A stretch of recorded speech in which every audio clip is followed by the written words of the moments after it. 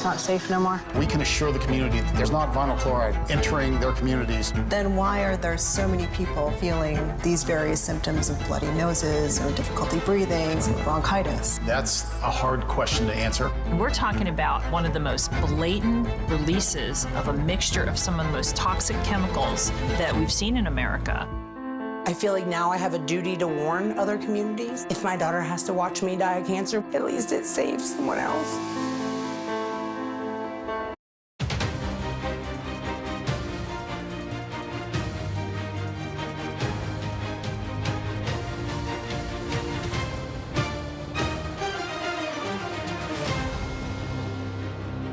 Nice weather, beautiful day, but a very dangerous border. We're going to take care of it. Thank you. Congress needs to get in a room, pass a strong border bill, and Trump needs to stay out of it. There is already some competition brewing between the so-called three Johns. That is Senator John Cornyn, Senator John Thune, and Senator John Barrasso. Hello, everyone. I'm Major Garrett in Washington. Welcome to America Decides. Today is Leap Day, which, as you know, comes once every 4 years. In politics, the nation is witnessing something that comes around basically never. A sitting president and a former president, both in Texas, at the U.S. Mexico border to talk about immigration policy, past, present, and future. Now, these two rivals are heading toward a 2024 rematch. So the general election campaign overshadows everything going on today. And typically in politics, there is a compare and contrast. And usually that compare and contrast hurts one side, benefits the other. But both candidates, President Biden in Brownsville, Texas, former President Trump in Eagle Pass, Texas, are inviting the nation to compare and contrast their records over what this has become an immigration debate driving straight toward the 2024 campaign. And that is where we begin. And we shall begin with the words of both of these political combatants. First President Biden, then former President Trump. Folks, it's real simple. It's time to act. It's long past time to act. I just received a briefing from the Border Patrol at the border, as well as Immigration and Enforcement, asylum officers, and they're all doing incredible work under really tough conditions. Really tough conditions. They told me what you already know and we already know. They desperately need more resources. This is a Biden invasion over the past 3 years. I call him Crooked Joe because he's crooked. He's a terrible president, the worst president our country's ever had, probably the most incompetent president we've ever had. But it's allowing thousands and thousands of people to come in. CBS News immigration and politics reporter Camilo Montoya Galvez joins us now from Eagle Pass, Texas, where former President Trump was. Camilo, you live with this issue day in and day out. Chronicle the day, chronicle the compare and contrast, the numbers and the politics, if you'd be so kind. Major, in case it wasn't clear before, immigration is now front and center in the 2024 election. President Biden and former President Donald Trump both visited the Texas border today to essentially blame each other, Major, for the country's seemingly intractable and vexing immigration challenges and the crises here at the U.S. Mexico border that have bedeviled Republican and Democratic administrations over the past 3 decades. Congress, as you know, has remained desperately gridlocked on this issue since the 1990s. In Brownsville today, the president said that he reached an agreement with a group of bipartisan senators in Congress, but the Republicans rejected that compromise because of political reasons. He said that that agreement would have allowed Border Patrol agents here to effectively shut down asylum processing during spikes in illegal immigration and alleviate conditions here in Eagle Pass. Former President Donald Trump said that President Biden is directly at fault for the record levels of illegal crossings here over the past 3 years. He also cited recent examples of immigrants living in the country illegally committing very serious crimes, including the murder of that Georgia nursing student. And so both the former president and the current president are trying to highlight that they are taking the offensive on this issue. Former President Donald Trump, as you know, Major, believes that this is a winning issue for him and that it could help him propel him back into the White House. And polls do indicate, Major, that it is now the #1 concern among American voters. Camilo, help us out with some of the underlying facts here. The Republican National Committee put out a very lengthy research document to buttress former President Trump's remarks at Eagle Pass today, saying, among other things, there were executive actions that President Trump took that President Biden rescinded, which allowed more migrants to come, stay in the United States longer. And he basically de-emphasized, according to this Republican National Committee research document, deportation and moving people out of the United States simply on the basis of their immigration status. How much of that is accurate? Well, look, Major, multiple things are true. It is true that President Biden has the authority to reinstate the Trump-era border policies, including the Remain in Mexico program that he reversed early on during his time as president. That is true. The president could do that right now through his executive action. But it is also true, Major, that President Biden does not have the unilateral authority to just suspend asylum law that was passed by Congress and that currently allows anyone who sets foot here on American soil after crossing the Rio Grande or crossing the desert in Arizona and California to request asylum. That is a right that is enshrined under U.S. law and that can only be changed by Congress. And that bipartisan agreement in the Senate, Major, would have done just that. It would allow the president to suspend that legal obligation that the U.S. has to screen people for protection during spikes in illegal migration. And so former President Donald Trump is right that the number of illegal crossings have never been this high. But the Biden administration, unbeknownst to a lot of people, has also carried out a record number of deportations. Camilo, you not only study the facts and the policies, you also study the issues underlying migration and migration flows. I've been reading this week several stories talking about the U.S. economy. There are 9.5 million job vacancies in America, 6.5 million unemployed Americans, and many of these articles say that the magnetism of the U.S. job market is one of the main incentives to bring people to the American border, crossing it in hopes of landing a job. And it is quite clear statistically that migrants, legal and illegal, have been filling those jobs. How much of that informs or ought to inform this overall debate? Well, Major, we typically describe migration patterns by looking at so-called pull and push factors. The push factors are the conditions in home countries that push people to come to the U.S. For example, in Venezuela, the economy there has collapsed, and there is an authoritarian regime that is repressive and oppresses many of its citizens.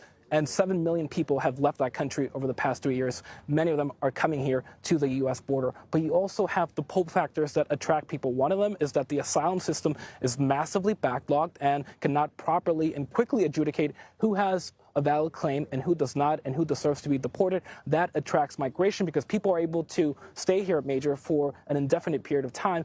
But there's also a major pull factor, and that is the relatively strength of the U.S. economy during the pandemic. We have recovered economically much more higher and to a higher degree than other countries, and that is attracting a lot of workers and people who want to have a better economic future for their families. Camilo, right before I let you go, one more question. There was developments today, courts deciding something regarding a clash between Texas and its border policies and the federal government. Can you catch us up on that, please? Major, this is a major ruling. A judge in Austin, Texas, has now blocked the SB 4 immigration law that Texas Governor Greg Abbott has signed in December. That would have allowed state troopers and other local law enforcement to jail, arrest, and prosecute migrants suspected of crossing into Texas illegally from Mexico. That is already a federal crime, but that law would have criminalized the action at the state level, allowing the state to issue de facto deportation orders to instruct migrants to go back to Mexico. The judge said that that is a federal responsibility, that federal immigration enforcement is a federal responsibility. Right now, that law was set to take effect on Tuesday, but it is now blocked until the appeals process plays out. Camilo Montoya Galvez in Eagle Pass, Texas, thank you very, very much. CBS News White House reporter Bo Erickson joins us now from Olmito, Texas, which is very near Brownsville. He was there while President Biden received a briefing from Customs and Border Patrol and other related agencies. Bo, your assessment of what the president heard and saw. Yeah, hi, Major. We're about 10 miles north from that physical border fence between Brownsville, Texas, and Matamoros, Mexico. And that is where the president started off just before he came to deliver this speech. And kind of talking about both of these stops from both President Biden and former President Donald Trump, there was quite the split screen image I noticed of how both the White House and the campaign of Mr. Trump are trying to kind of zhuzh up and rev up some of their base with these stops. When President Biden was at the border, he was talking to Border Patrol agents in front of ATVs and kind of four-wheeler type vehicles. When former President Trump was at the border about 300 miles away, he was in front of Humvees and National Guards individuals in fatigues. They are trying to project some type of framing there about how serious of a situation is going on here at the border. And then a very interesting moment that I thought here at the station, this is the Brownsville Patrol Station, about 10 miles north of the border, is that President Biden, he has been under some criticism if he acknowledges the issues at the border here. Well, the briefing today that the president received from top officials of many of the agencies at the Department of Homeland Security, it was in public. It was in front of about 100 people, and we all watched the briefing too. And we watched the president react to what his own federal government was saying was going on. We heard that there are thousands and thousands of pounds of drugs coming over the border. One asylum officer talked about the difficulties that she has and how much she has to work every week, working overtime to try to process the backlog of asylum claims that take years and years. And the president said that hopefully they will try to get the resources through that bipartisan negotiated border security bill that some people may remember just came out about a few weeks ago. However, it did not pass because what the president said today, House Republicans are trying to play politics with this. And today in his speech here at the border station, the president was talking about how we need to put politics aside and try to solve these issues that are happening down here in Texas, Arizona, and California as well.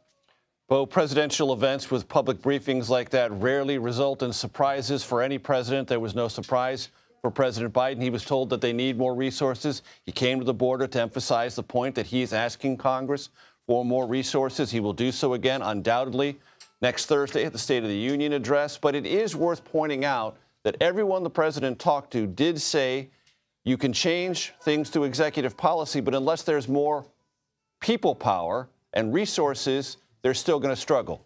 Did I hear that correctly from them?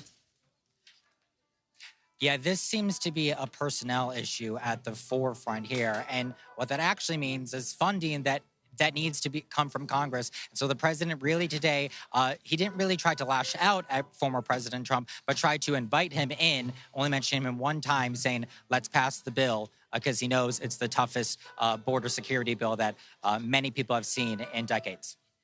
Bo Erickson, thank you so very much. Next, we analyze the role immigration policies and politics will have on the ballot in November across the country. You're streaming America Decides.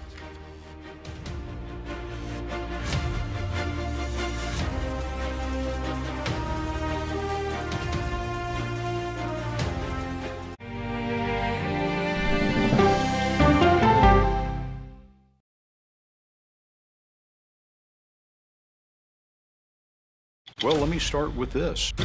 This really happened. Have you told the government? Did any of that make sense? What's your response? You want me to just What's wrong with that argument? What have you learned? Do you know why? Why? Why? It's time for 60 Minutes, Sunday on CBS. An original documentary from CBS Reports. Since you started La Soup in 2014, do you have any sense as to how much food you've rescued from the landfill? We've rescued 4.5 million pounds. I can't even fathom how much food that is. And that's one little person in one little city in America. We're going to call this chicken piccata. We did 450 of these meals today. This is the exact dish that you and I are going to have. Yep. Oh, really good. Is it good? Mm-hmm. Having a plan of how to keep people fed should be in every single city. If we eliminated food waste, could we eliminate hunger? Yes. Eating Trash, now streaming on the free CBS News app. At this moment, terrorists could be plotting another attack. 9/11 triggered a counter-terrorist system that included a secret database. This person needs a closer look. A growing list of nearly 2 million people, including some Americans who say they're innocent. For a 1-hour flight, I have to spend 6 hours to go and come back. CBS Reports explores the system, the people responsible for it, and those pushing for change. I'm not fighting against them. I'm fighting for them to do the right thing. The Watch List, now streaming on the free CBS News app. He was there when the war in Ukraine started. Extreme history. It's a big moment. The extraordinary story behind Sean Penn's new Paramount Plus documentary, Superpower, when we go person to person. An original documentary from CBS Reports. AI is among the most world-changing technologies ever. Curing diseases, scientific breakthroughs, making lives better. They can help us with medical discoveries, scientific discoveries, doing better agriculture, having cures for things like Alzheimer's. It's also going to really transform the way we work. The uplifting potential of artificial intelligence is limitless. It gives you a friend, somebody to chat with 24/7 that is non-judgmental. He makes me feel loved and desired. And so are its downfalls. The problem with all this AI is that it's unpredictable and uncontrollable. The choices we make now will have lasting effects for decades, maybe even centuries. The ChatGPT revolution, now streaming on the free CBS News app. It's like a screenplay, something straight out of Hollywood. Human remains found this week. The mystery would haunt investigators for years. A gripping true crime original, 48 Hours, now streaming on the free CBS News app. How can we become our best selves? That may be more about character than talent. The ultimate mark of your potential is how far you've climbed, not how high you've gone. Realizing your true potential with Adam Grant as we go person to person. Welcome back to America Decides. Politics often ends up in a blame game, and probably immigration is the issue where that has most played out recently. I want to take you to some CBS News polling about immigration. Our polling shows that 38% of Americans in our surveys approve of President Biden's approach to handling the border. 37% approve of congressional Republicans' approach. With that as a backdrop, Caitlin Huey-Burns and Nydia Cavazos join us now. Caitlin is a CBS News political correspondent. Nydia is a CBS News campaign reporter. Great to have you both with us. We'll talk a little bit about immigration, then we'll talk about Super Tuesday. Nydia, let me start with you. As I understand it, you're a native of Brownsville, Texas. This was an unusual day, a highly unusual day. The combatants, likely combatants, heading toward the nomination of both their parties, both at the Texas border, both talking about immigration, both inviting a compare and contrast, cementing this as a crucial issue for the 2024 campaign. Yes, Major, it's great to be here with you. As you said, both presidents or former president were at the border. I am from Brownsville, Texas, the area there, and it's really common to see presidents come and make their presidential pitch as candidates or even express their point of views. Throughout the years, it's been numerous presidents that I've been able to see, and President Biden had President Trump had actually been in McAllen previously. And for the community there, this is an ever-present issue. It is an ever-present reality to their lives. Would you say, based on what you've heard, that in the last 3 or 4 years, it has become more intense, not only in terms of the discussion, but the underlying issues and maybe problems? You know, it also really depends on who you ask, because it shifts from border to border. You know, back in 2014, the immigration crisis was in McAllen, Texas, and now McAllen is a pretty safe city. We're talking about homicide levels below 10 per year. And now we're talking about Eagle Pass, which is a really different community. So you ask the people there, and it really changes. McAllen says it's a safe city. Eagle Pass, not so much. It depends who you ask. Certain residents might say, you know, I'm not necessarily affected by it. But if you ask the farmers there, you know, they're going to say we're affected by it. They've been tearing down our fences. You know, our cattle is also affected, or their business is affected. So it really depends on who you ask.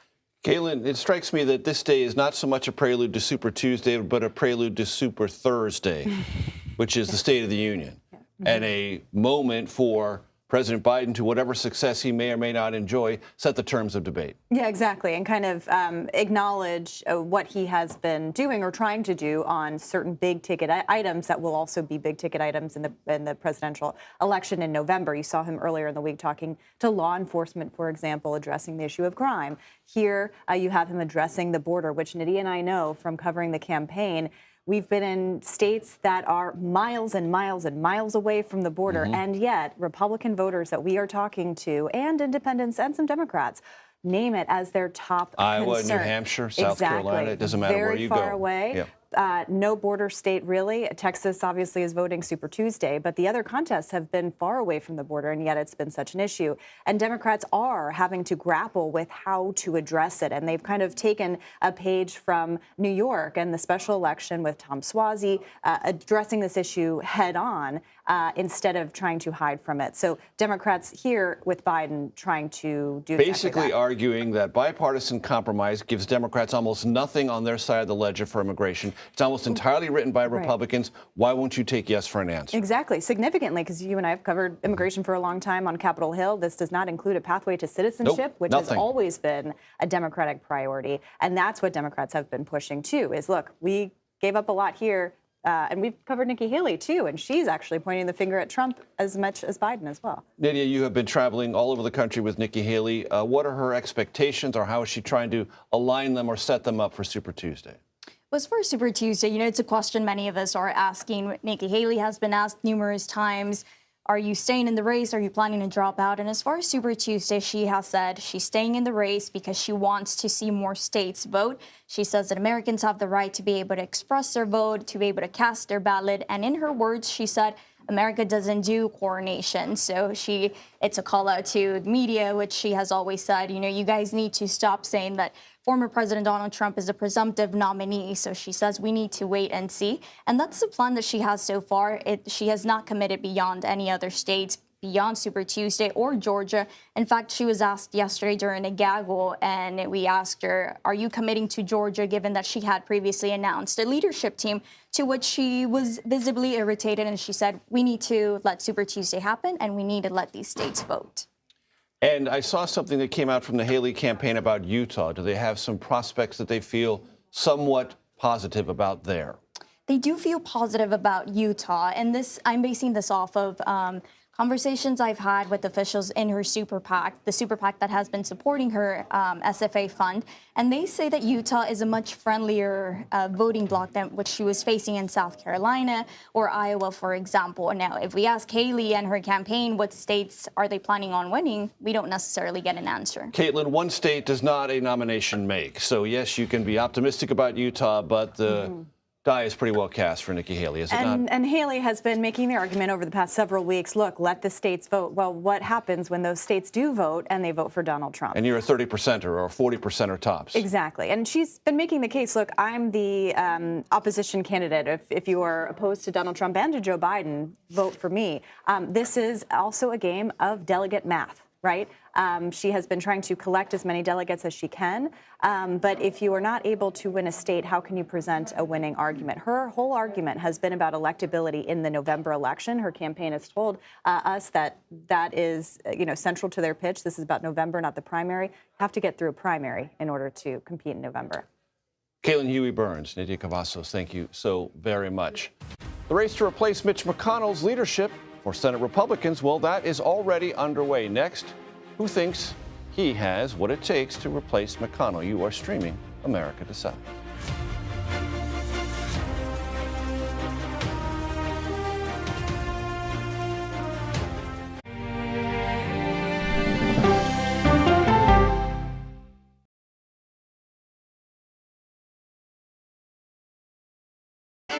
Hey there, welcome to The Uplift. I thought she was a groom, and I stepped back and I went, oh, you're the queen. She's going to be with me every instant that I'm alive. I just wanted to see if you'd go to Disneyland with me today. I look over at him and he's smiling. I'm going to remember that the rest of my life. They told us when he was going to be born, he was only going to live for 30 minutes. It's really a miracle that he's with us today. The Uplift. Stream now on the free CBS News app. There is no more room in our city. New York City is receiving record numbers of migrants. Today, we're going to have more than 500 adults and children come through that door. Tensions rise as shelters reach max capacity. We don't have to take care of them. CBS Reports goes inside a crisis cities and families are facing as they fight to survive. The United States still has that glimmer of hope for people to come here. Fighting for a future. Now streaming on the free CBS News app. She's a country music legend, philanthropist, fashion icon, and now rock star. I think there's a lot to be said about being comfortable with who you are. Find out what's next for Dolly Parton when we go person to person. An original documentary from CBS Reports. That desired farm is a wonderful place to raise children, and it still is. Promises broken. Black Americans have been the target of racism and discrimination pretty much from the time they acquired ownership in the land. Costing black farmers hundreds of billions in generational wealth. They did everything to make sure we were run off that land. But communities are uniting to continue the fight. Collective ownership is powerful. To keep their land and their dreams alive. To watch my children play on land that we own means everything. So land is power. Most definitely. 40 Acres and a Mule, now streaming on the free CBS News app. She is a beloved American icon and head of a media empire. But is Oprah Winfrey happy? How do you define happiness? Yeah, I call it happiness. Find out when we go person to person. An original documentary from CBS Reports. It was genocide, a deliberate effort by the United States government to eliminate the food source that was relied upon by Native American tribes. American bison were slaughtered and Native Americans displaced. And that's how tribes were subjugated to reservations and our lands were taken. But now, through conservation efforts at Yellowstone, Buffalo provided everything that we needed. Now they need help. a herd grows. We need to step up and help them. And a culture is reborn. When the buffalo return and come back, that's when our tribe will begin to heal. Yellowstone Bison Revival, now streaming on the free CBS News app. Welcome back to America Decides. Texas Republican Senator John Cornyn said today he is running to replace Mitch McConnell as the next Republican leader in the Senate. Cornyn is 72 years old. He previously served as minority whip.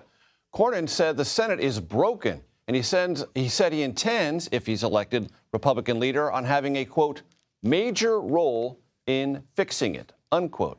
CBS News congressional correspondent Nicole Killian joins us now from Capitol Hill. Before we get to the McConnell situation, Nicole, catch us up on the government shutdown and where it stands. Well, Congress is poised to approve a temporary funding deal that would basically, as we often say with these shutdown threats, kick the proverbial can down the road by shifting these funding deadlines by about a week or so. As it stands now, government funding is currently set to expire this coming Friday, March 1st, for 4 federal agencies, 8 others on March 8th. But this basically shifts those deadlines to March 8th and March 22nd, respectively. And the hope, Major, is that by then Congress can finally do what it's been wanting to do for a long time, which is to pass all 12 appropriations bills to fund the government on a longer-term basis by the middle of March. Nicole, as you well know, the McConnell race of succession will not just have one candidate. John Cornyn's officially in today, but others are looking at it. Others will no doubt vie for it. This is an early sense of things. Do you have any directional indication of where the conference is at least leaning? Well, I think it's still early at this point. I mean, obviously, we're just a day out from Leader McConnell actually surprising a number of his Republican colleagues when he made that announcement that he would step down as leader, despite, widespread speculation about his political future. But look, for some time now, there have been whispers in the halls here in Congress about the so-called 3 Johns. One of them you named, Senator John Cornyn of Texas, who officially threw his hat into the ring today. But there's also Senator John Barrasso of Wyoming, who is the Senate GOP conference chairman, as well as Senator John Thune, who is the Republican whip, all of whom have served in leadership and who have earned the respected trust of many members within the conference. Certainly with respect to Cornyn and Thune, they're a bit closer to McConnell, whereas Barrasso, is more more at times conservative, sometimes aligned with the former president. And interestingly, late today, there were reports that the former president has reached out to the NRSC chair, Steve Daines, about potentially becoming the next leader, Republican leader. That is something that, we've been told from a Daines aide, this conversation with the former president happened some time ago, and that certainly the chairman remains committed to making sure that Republicans win back the majority in the Senate. But that is probably also someone to keep an eye on and potentially not rule out. You also have Rick Scott of Florida, who is somebody who has challenged Leader McConnell in the past. That was a name that was brought up to me earlier today by the chair of the House Freedom Caucus, Bob Good, who actually believes that Leader McConnell should step down from leadership now. So there are a lot of names that are floating out there, but as you know, Major, only time will tell kind of who eventually rises to the top. Nicole, very quickly, we have an announcement from the House Speaker on the Republican who will deliver the response to the State of the Union address. Who is it? That's right. It's Alabama Senator Katie Britt, who is really seen as an up-and-comer rising star within the Republican Party, first female senator to be elected from the state of Alabama. She is the mom of school-aged children and really is expected to talk about some of the stresses and strains that many American families feel and that obviously she can relate to as a young mother of school-aged children, Major. Senator Britt has also been mentioned in some Republican quarters as a potential running mate if former President Trump secures the Republican nomination. Nicole Killian, thank you so very much. That does it for today. We will be back with another edition of America Decides Monday at 5 p.m. Eastern. You're streaming CBS News.